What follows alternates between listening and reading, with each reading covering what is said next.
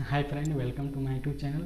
आज हम लोग समरूप त्रिभुज की कसौटियों के बारे में पढ़ेंगे। तो इसको जानने से पहले हम लोग दो त्रिभुज समरूप होने के लिए दो शर्त होती है, इसको जान लेते हैं, ठीक है। इसके बाद हम लोग ये वाला पढ़ेंगे, ठीक है। तो पहला शर्त है कि संगत कोण बराबर होना चाहिए और दूसरा शर्त है कि संगत भुजाएं एक ही अनुपात में विभाजित होने चाहिए, ठीक है। बोलने का मतलब है, ठीक है, ए बी सी और डी एफ दो त्रिभुज बनानी है पहले। तो संगत पहला शर्त है कि संगत कोण बराबर होना चाहिए, ठीक है। मतलब संगत कोण बराबर होना चाहिए, बराबर। तब ए का संगत है डी और बी का संगत है ई और सी का संगत है एफ। ए बराबर डी हो जाएगा, बी बराबर ई हो जाएगा और सी का बराबर एफ हो जाएगा, क्योंकि संगत है, इसके संगत है ना।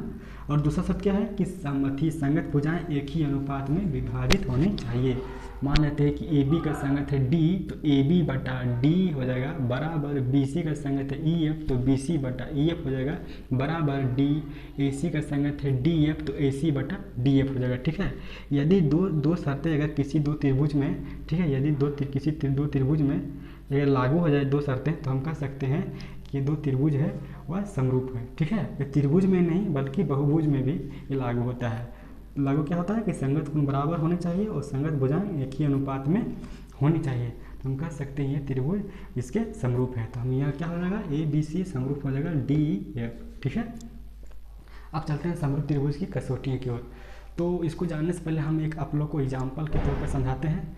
जैसे आपका शरीर गर्म रहता है तो आप जाते हैं डॉक्टर के पास, और डॉक्टर आपको एक थर्मामीटर देता है लगाने के लिए, ठीक है। अब थोड़ा देर के लगाने के बाद आप डॉक्टर को दे देते हैं, और डॉक्टर बोलता है कि आपको बुखार है। कैसे पता लगा लिया बुखार है, क्योंकि आपको जो टेम्परेचर है बढ़ा हुआ है, ठीक है। तो जब बुखार लगता है तो टेम्परेचर क्या हो जाता है, अधिक हो जाता है। तो उसी तरह उसका लक्षण है, बुखार का लक्षण क्या है कि शरीर का जो टेम्परेचर है वह बढ़ जाता है। उसी तरह दो त्रिभुज अगर समरूप है तो उसको पहचानने के लिए ये सब उसका लक्षण है, ठीक है।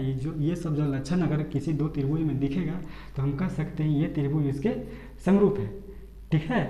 तो पहला लक्षण क्या है या पहला कसौटी क्या है कि ए यदि किसी दो त्रिभुजों में, ठीक है, पहला हम बता दे रहे हैं, यदि किसी दो त्रिभुजों में संगत कोण यदि बराबर हो तो वो दो त्रिभुज क्या होती है, समरूप होती है, ठीक है। बोलने का मतलब है यदि ए का संगत है डी तो ए बराबर डी हो जाएगा। इसी तरह बी का संगत है ई तो बी बराबर ई हो जाएगा, और सी का संगत है एफ तो सी क्या हो जाएगा, सी कोण सी बराबर कोण एफ। यही दो ये सब अगर रहेगा, ये सब अगर संगत कोण अगर बराबर रहेगा तो हम कह सकते हैं ए बी सी और डी ई एफ दो त्रिभुज क्या है, समरूप है।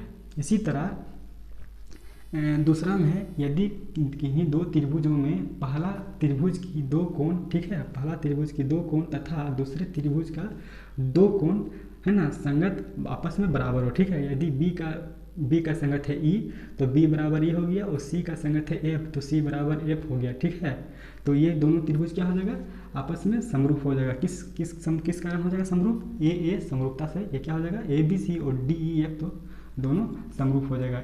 इसी तरह है एस यदि किसी दो त्रिभुज में पहला त्रिभुज का एक कोण तथा दूसरे त्रिभुज का एक कोण और उनके अंतर्गत आने वाला भुजाएं, ठीक है। ध्यान दीजिए ये कोण आपस में बराबर हो गया, ठीक है। संगत कोण ये इसके संगत है डी तो ये बराबर हो गया आपस में, और इसके अंतर्गत कौन भुजा आता है, एक ए बी आता है और एक ए सी आता है। इसी तरह इसके अंतर्गत कौन भुजा आता है, एक डी आता है एक डी एफ आता है। मतलब कि किन्हीं दो त्रिभुजों में एक त्रिभुज की एक कोण तथा दूसरे त्रिभुज की एक कोण बराबर है ना, बराबर हो तथा इसके अंतर्गत आने वाली भुजाएं समानुपाती हो, है ना। बोलने का मतलब है कि ए बराबर डी है ना, ए बराबर डी है, ए बराबर डी कोण डी है और संगत भुजाएं एक ही अनुपात में है। इसके अंतर्गत आने वाले, देखिए इसके अंतर्गत कौन आ रहा है, ए आ रहा है, ए बी आ रहा है और ए सी आ रहा है, ये बी सी तो नहीं आ रहा है ना। मतलब अंतर्गत आने वाले का मतलब हम बोलना चाह रहे हैं कि जो ये कौन ए एंगल ए कौन त्रिभुजा बना रहा है, एक ए बी बना रहा है, एक ए सी बना रहा है। इसी तरह कौन डी है वो कौन भुजा बना रहा है, एक डी भुजा बना रहा है, एक डी एफ बना रहा है। इसके मतलब ए बी और ए सी कौन एक के अंतर्गत है। इसी तरह डी के अंतर्गत कौन है, एक डी है एक डी एफ है ना। तो कोण डी बराबर कोण ए बराबर डी हो जाएगा और इसके अंतर्गत आने वाले भुजा समानुपाती हो। बोलने का मतलब है कि ए बी का संगत है डी है ना, ए बी का संगत हो गया डी और ए सी का संगत हो गया डी एफ। ठीक है, इसके अंतर्गत आने वाले भुजाएं अगर ऐसा हो तो हम कह सकते हैं कि ए बी सी और डी ई एफ दोनों त्रिभुज समरूप हैं। ठीक है, और तीसरा क्या है, एस एस एस। यदि किसी दो त्रिभुज में पहले त्रिभुज की तीनों भुजाएं तथा दूसरे त्रिभुज की तीनों भुजाएं संगत में क्या हो, समानुपाती हो। ठीक है, समानुपाती हो तो हम कह सकते हैं ये त्रिभुज इसके समरूप है। बोलने का मतलब है कि यदि ए बी बटा डी ई बराबर बी सी बटा ई एफ बराबर ए सी बटा डी एफ इस तरह समानुपाती में हो। ठीक है, यदि बोल रहा है दो त्रिभुज यदि दो त्रिभुजों में यदि इनकी भुजाएं समानुपाती हो तो ये त्रिभुज आपस में समरूप होती है। ठीक है, मतलब ए बी बटा डी ई बराबर बी सी बटा ई एफ बराबर ए सी बटा डी एफ अगर दिया है, ठीक है, इस तरह रहेगा तो हम कह सकते हैं कि ये त्रिभुज इसके समरूप है। ठीक है, तो हम इसके बाद ये वीडियो के बाद बनने के बाद हम आपको ए समरूपता को सिद्ध करके बतलाएंगे।